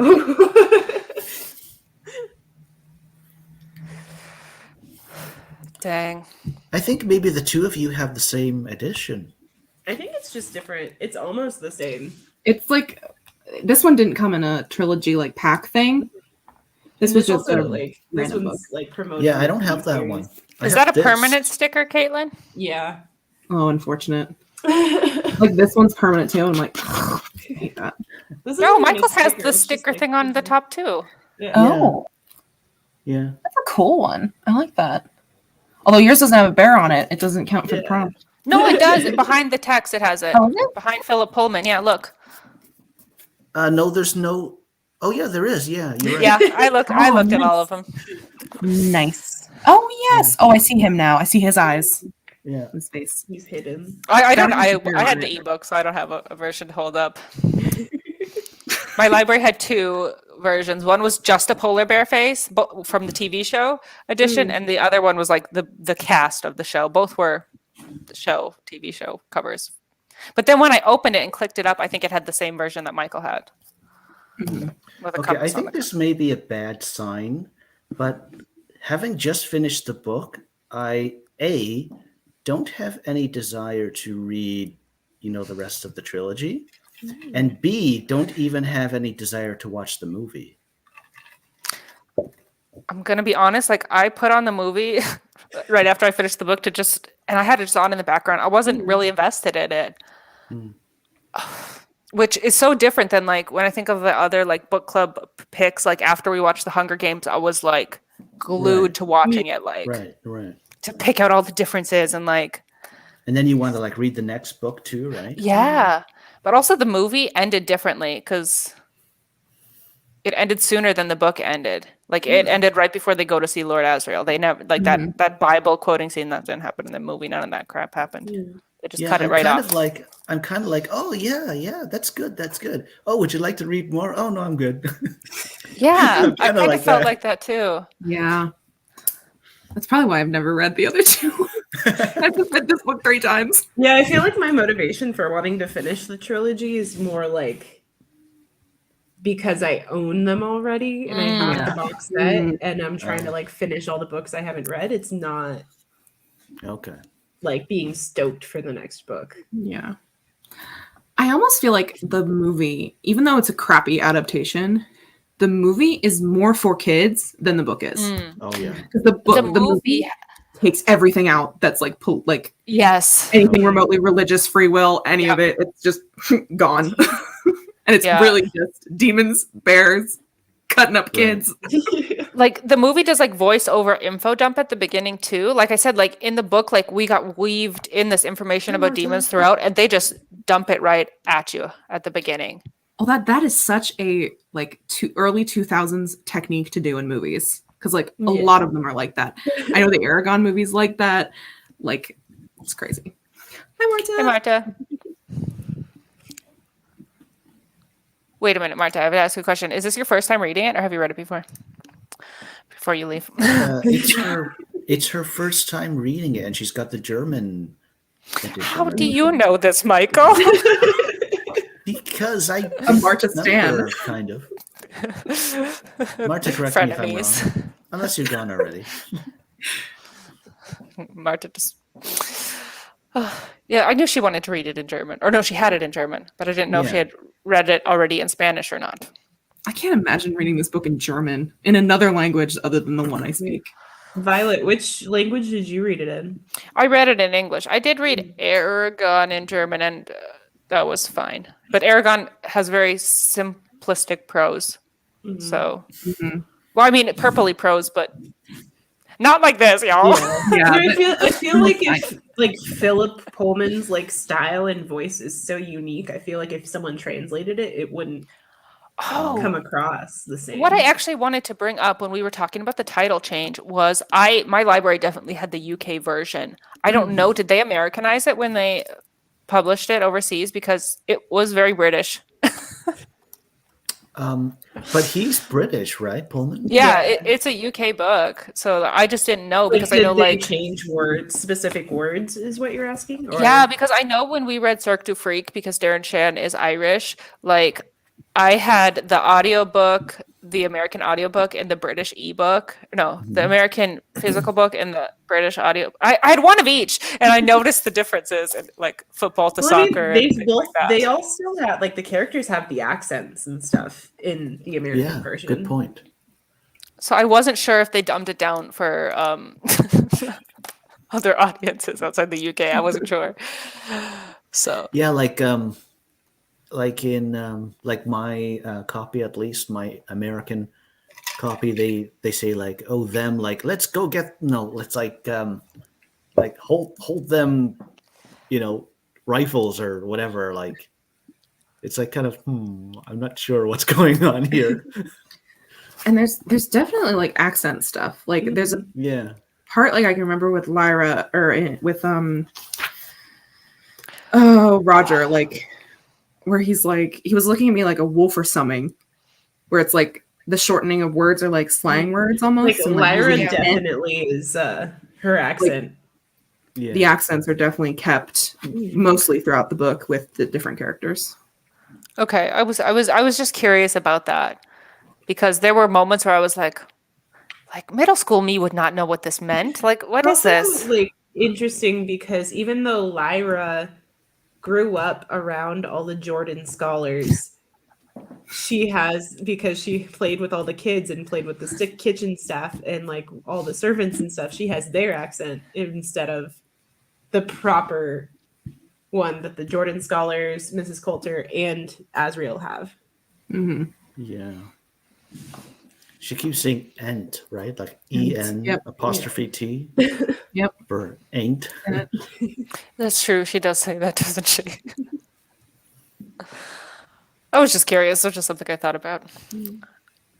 Do we have any other major thoughts, or are we ready to wrap it up?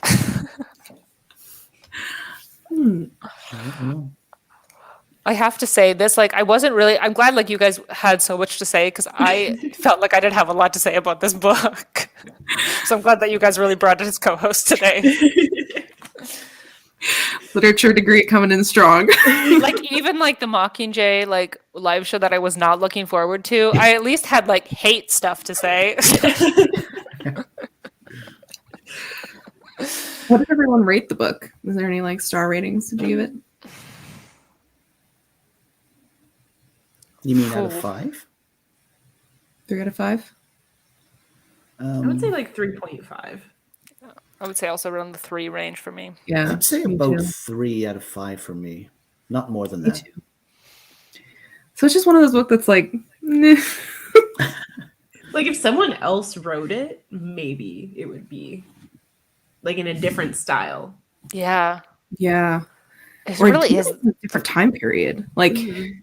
not written very 90s. Yeah. Yeah, there was moments where like I was like, this is like published in the late 90s or mid 90s. Like what? You know, Like- there is something I feel we haven't touched on that's pretty major, and that's the world building. Like in terms of like the alternate that's true. reality approach. You know, like just as a good example, I feel Lee Scoresby being a Texan. Oh my god. You I know, like literally rolled my from- eyes so hard I thought they're gonna get stuck in the back of my head. from like I the didn't. area That went of right over my head. I thought he was British. Oh no, I got that one. Texas is apparently a country now. yeah, Texas is like in the I don't know, like the Netherlands area or something, or Denmark, as I gather. You know, but there's just Texas there, and he's a Texan, and you know, there's like the Egyptians, but they're not Egyptians, but they're not I think they're Egyptians supposed to because be more Gyptians- like gypsies. Yeah. Oh. yeah. Which I was wondering, like, are these problematic portrayals of people?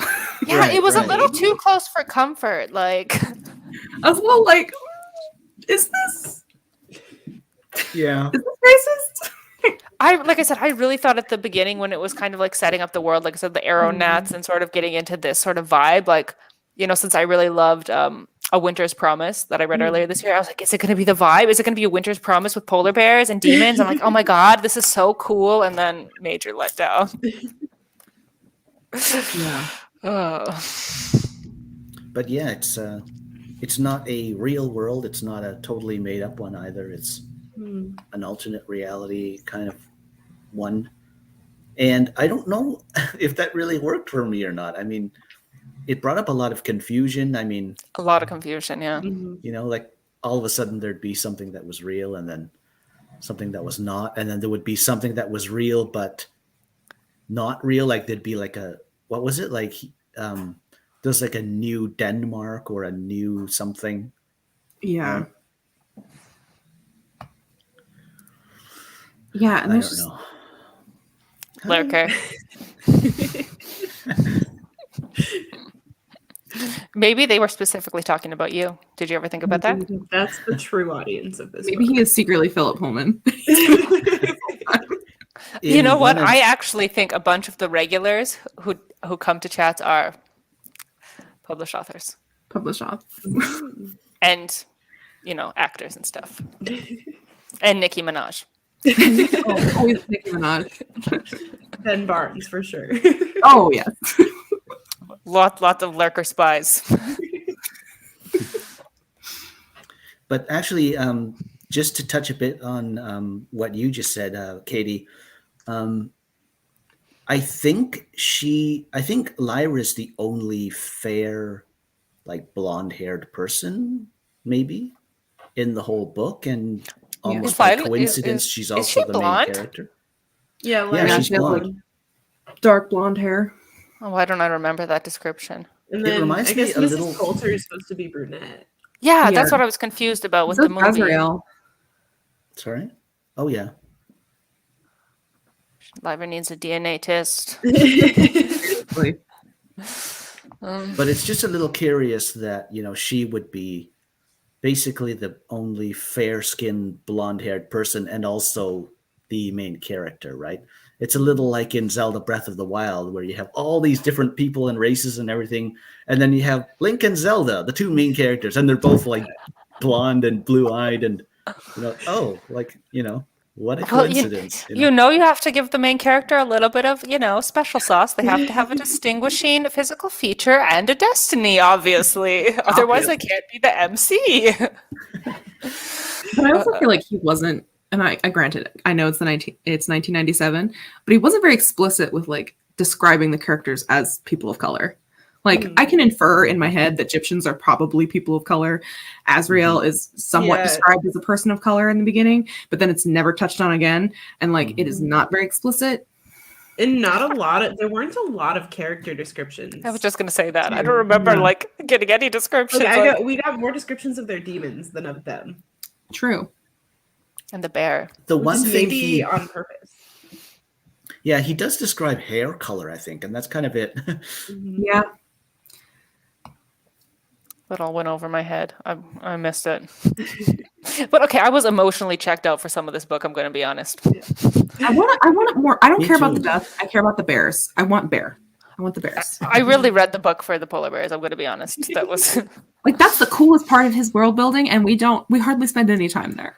And like, we didn't get what the norm was for the bears before it was Iofur who was king, who changed it to the humans. yeah. And we didn't really get to spend much time seeing Irek changing it back. Yeah. Mm-hmm. Like, didn't they like tear down the palace? So I'm like, Yeah. did they just like live in like packs of bears? Like, You'll never know. It was I don't know. It's also I said- because they didn't touch on like actual animals other than bears. Like It's true. demons were turning into these different animals, but like, do other animals actually exist? Like, what is normal for a normal hare versus a demon hare? Or like just comparing that. She doesn't run into any actual animals. It's all the demons. Or are there other species like Where the hell is Wallace? Now she had to dip and she can't answer our questions. Or But I feel like, can you have a bear demon? Yeah, that's what I was getting at. Yeah. I and want a what bear are- demon. What are brown bears like? What are black bears actually like? Can they all talk? All Yeah. the actual animals in this world, can they all talk? It's a lot of questions. Yeah. I was kind of confused by like sometimes it seemed like the demons like everybody can hear them talk, but other times it seemed like only you could hear your demon talk. Were they just like whispering in their ear? It said you couldn't touch other people's demons, or But demons could touch each other.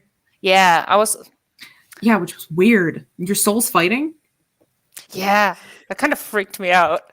It's like, okay. But it's like even like if you're putting on a face, your demon would reveal what you're actually feeling. Yeah.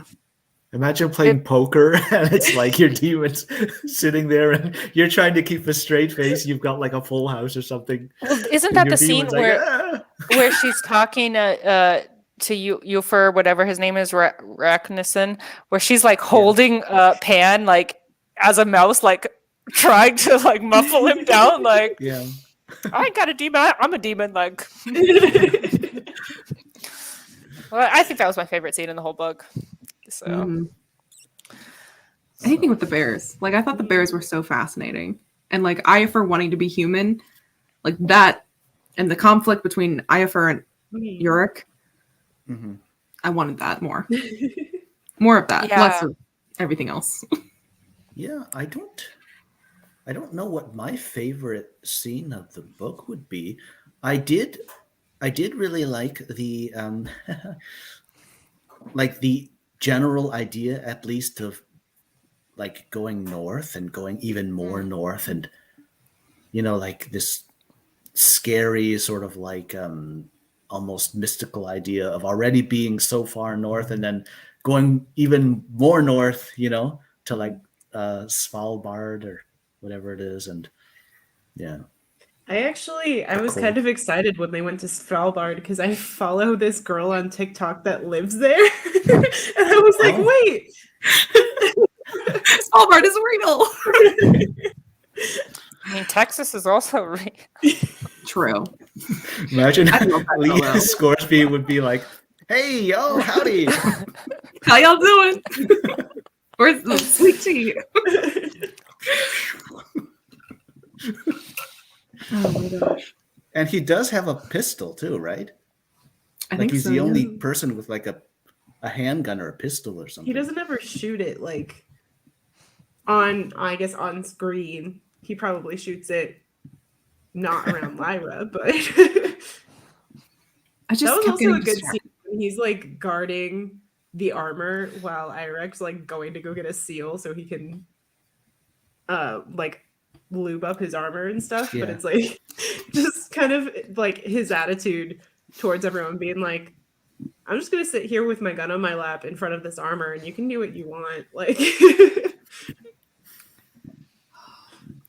I thought that was also a little, it struck me as a little, I don't know if the word is pretentious or not, but a bit unbelievable how quickly and easily Eirik was able to hunt a seal and just bring it, like drag it onto like the docks. So he could like open it up and lube his armor and stuff. Yeah, that was a choice on Pullman's part. Like, Like, oh why yeah. would he do that? I'm not entirely happy with how they portrayed like him getting over his alcoholism. Oh, Literally, the bear has been an alcoholic for years, and all of a sudden he gets his armor back and I'm good. I need to go to rehab. And I'm like, sir, you've been drunk for years. What's happening? it must have been the fresh air. Must have also been. just the concept But of a that's drunk bear You who's know, running addicted through to the snow, alcohol. the fresh air. Oh yeah, I'm good. I really wonder what Pullman was thinking writing this. Was he writing it for an adult audience and didn't get any publisher to touch it? Like, I really want to know, like, what the hell? There's just some random shit in it. There really is several very random moments. The castration line. I still... All that, literally ripping off Iafur's jaw and then eating his heart. I'm like, It's not a children's book. I'm like, does this explain why I have such weird taste? I kind of liked that part, but again, I'm like turning like- 31 in 20 minutes, so Like, we maybe it's not enjoyed for it. me. Oh, Like, it was a cool scene, but also. Okay. also, wouldn't his heart be just gigantic? I mean, wouldn't he have to be like, hold on a sec, guys. Hold on a sec. I need a The moment. knife and the fork out. Yeah. Just straight That up was the Daenerys it. actual power move. He was just able to swallow it whole. Like, what are you, Daenerys Targaryen? Like, come on. Yeah. Yeah, I could have done with more fighting bears. I don't even usually like violence, but when it's bears, I like it. I don't know what's wrong with me. Also, I was just like, at this point, I'll read any scene with the bears. Like, that's actually when I got invested in the book. I was like, oh, the bears are coming. Because I didn't know were the bears evil or were they good. Like, I literally knew nothing going into this book.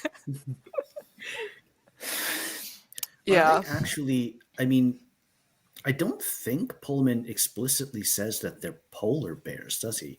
He says they're white bears, I think. And then we kind of just assume that they are. I Like, thought are he they used actually the word polar bears, or- I think he used the word polar, but maybe not in combination with bear. Hmm. Well, because Like they do white live up bear, north in right? the polar. Well, I guess it's Arctic Circle. And Or then did it's they just say- like the bears. The ice bear. Gosh, what did they call him? It's that word in Panda. another Panzerbjorn? language. Yeah. Panzerbjorn. Yeah, Mm-hmm. Panzerbjorn. What does that actually mean in English, though? That is a good question. Well, they say armored bears. Mm.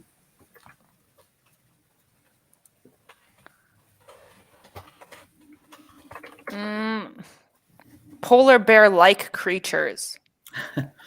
What the hell's that mean?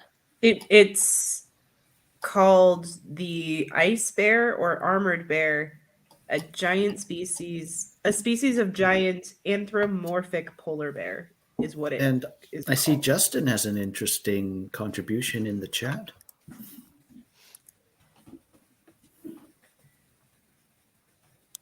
What?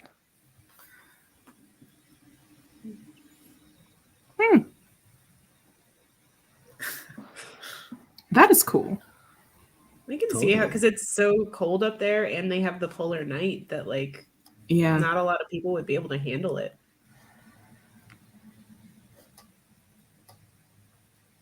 It's pretty much just off of the pole, isn't it? Mhm. It's not far at all, right? It's very far north. They have polar night and polar day. Yeah, lots Right. the So word. well within the Arctic Circle. Anyway. Mhm. There's no map in the physical book, is there? There's no map, right? No, my edition doesn't have a map. Could have used a map, in my opinion. Maybe Especially he as just assumed Oxford. because it's like based on actual Yeah, geography. I wanna know he was where just like, Texas use is. a real map. Yeah, could have used a map. Yeah. Okay. So I think I've pretty much been through all my banners. I think we covered everything there is to cover. I'm going to put the spoiler banner down. So, do you guys have anything more spoilery to say? Closing thoughts. Closing the book on the Golden Compass. I think that's pretty good. Nothing I think from me. so too. That's a wrap on that one, y'all. I mean, we could talk another, 2-3 hours, but we also could not Get hyped for Warrior Cats. No. I'm so By excited for Aaron Warrior Hunter, Cats. right? Yeah. It is the group read for next month, but beware because there are like a million Warrior Cats books. So it is Warrior Cats Into the Wild or Warriors Into the Wild. Yeah. Yep. We're also having a readathon the entire month of January where you can read any middle grade YA book and there's a million prompts and it's going to be the funnest of times. I have nothing planned. I think about 8,000 people live there, mostly Russian workers and Norwegian scientists. And I know a German author who lives there in the summertime.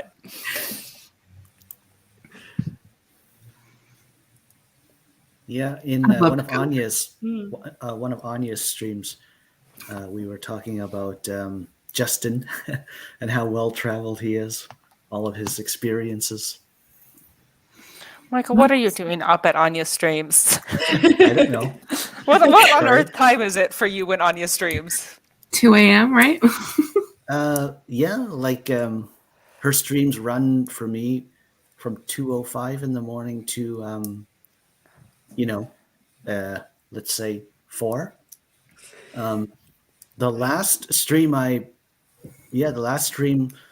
gonna try and watch maybe every 3 weeks. I'm gonna try and watch one or something. But the last one I woke up at 1:42 to watch it. Wow. Which reminds me, I think Jessica and Kate are doing their AuthorTube chat shortly, in half an hour or something. Half an hour, 45 minutes, something like that? Yeah. 30 Eastern. Yeah, I saw them schedule it, and I was like, oh, that's conveniently probably going to be around when we're wrapping up. So Move over there to another book discussion.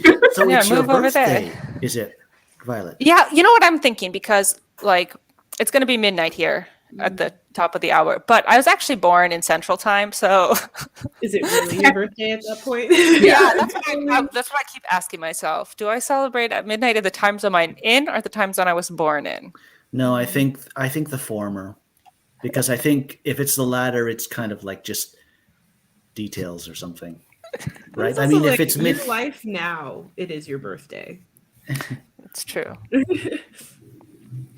It is a weird thing to think about, but well, happy birthday. Well, it's just how your birthday time, your time of your birth. I was born at 5:17 in the afternoon or in the evening. I'm technically not my age until that point because I wasn't born then. But I still celebrate the whole day, and I'm still allowed into a bar on my 21st birthday at midnight, even though technically I wasn't 21 yet. Based on my birth. This is kind of an interesting concept. But your birth time's not on your ID, so Thank goodness. What if Birth it was? time. It's giving me ideas to write books and short stories. Birth times, ages down to the minute. Katie, you're planning to read Warrior Cats, right? I am indeed, because it is one of my favorite books from my childhood. So let's see if it stands up. I will tell you though, it's pretty violent. Yeah. It's very violent. I have looked. So, Scribd again- has all of the Warrior Cats books. If anyone has Scribd, There are so many, and even me, a Warrior Cat stan, has not read them all. I've read the first 6 series. I was just gonna say, I think the first 6 books were the original books. yeah, I think I read the original, but I didn't move on past that. There's the original, and then there's the like second generation where they have to like move because humans are coming in and like basically creating a like a mall. So the cats have to move. Oh my. Describing it is so stupid. And then there's like a conflict with the spirits of like bad cats in like the 3rd series. That also happens in the 4th series. What should I get myself wild. into? Well, The the fourth first Warrior series. Cats book though doesn't have any of that craziness, but it is crazy. And it's violent. It gets even more violent as you go on. The 6th book is like one of the more violent books I read when I was a kid, and it's wild. Can't wait to talk about it. I'm excited. I don't know what I got myself into with that one, but I should have everything linked in the description of this video. I have no idea. Because last time I didn't. I was like, sorry, co-hosts, you're not linked. Oh, but I know my Discord invite doesn't work this time. I tried it. Sorry, y'all. Oh, but I figured out how to put it into my YouTube information page. That one works. There you go. Yeah. I didn't know you could do that. Then I saw the Troublemakers channel had, and I was like, I should do that too. So, Yep. trend Social media manager. Working it. Okay, shall we introduce ourselves? Yeah. I'll go last because I'm Violet. Michael, you go first. We'll go backwards. Sure. Hi, I'm Michael CB Chen, and thanks for inviting me, Violet. I had a very, very good time. I felt very included, and then it was nice to actually know for once what everyone was talking about, etc. But yeah, that's me. Okay, I'm Katie. Thank you for having me on to discuss wild theories and stuff about the Golden Compass and listen to me ramble way too long about religious theory. I make AuthorTube content here on the internet, and in January I'm going to be doing Januarimo, which means I'm going to be trying to write 50,000 words in January. So a video all about that will be up on Thursday. I've made a whole bunch of spreadsheets and schedules, and it's going to look all pretty and fun, and y'all can join me. You don't have to be writing 50,000 words either. I have a relaxed tracker for y'all. Ooh, excitement. But I also have an intense one that has like a whole bunch of stuff. So, if you're wondering why there hasn't been a video in many weeks, it's because I've been planning this and procrastinating and reading this. Anyway, that's me. Hi, I'm Caitlin. My channel is A Barista's Writing Journey. I also will be doing some form of Januarimo, but I'm not going to be doing 50,000 words. I'm just starting revisions on the next draft of City City. So, words. Yes, I have been Violet, your conductor of this train. I would like to thank all my co-hosts. You guys were lovely. And you really pulled the conversation because I didn't have a lot to say this time around. Once again, we'll be reading Warrior Cats next month and doing the entire Nostalgia New Year readathon the entire month of January. So come read a bunch of old books for the new year. And if you have been around since Hunger Games times, my How I Would Fix the Hunger Games video is coming out tomorrow. So look out for that. Oh, I'm so excited. She a rambly mess, but I tried it. So I'm very excited. Your tomorrow or ours? I don't know what time I'm going to post it yet. I'm a random gal. So this has been it for Golden Compass. Thank you, everybody, and bye. Stand well back from the platform edge. The next train is platform